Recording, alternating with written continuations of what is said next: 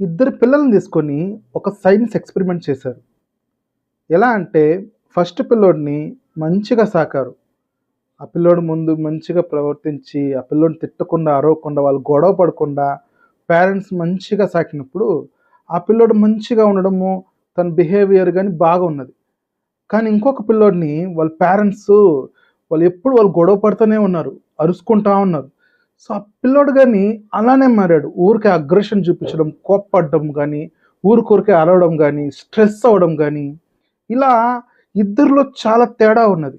కానీ ఇద్దరు ఒకే వయసే, ఒకేలా ఉన్న పిల్లోళ్ళు పేరెంటింగ్ సరిగా లేకపోతే ఇలా అయిపోయారు.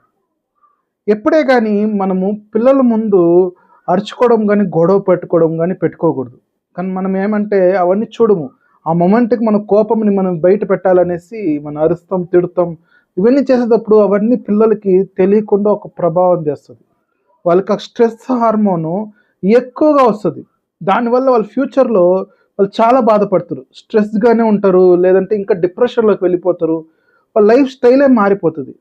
కానీ మనము ఎప్పుడే గాని పిల్లల ముందు అరవకుండా మనము కామ్‌గా ఒకరినొకరు ప్రేమ చూపించుకొని మనం భార్యాభర్తలు కరెక్ట్‌గా ఉంటే పిల్లలు గాని మంచిగా పెరుగుతారు.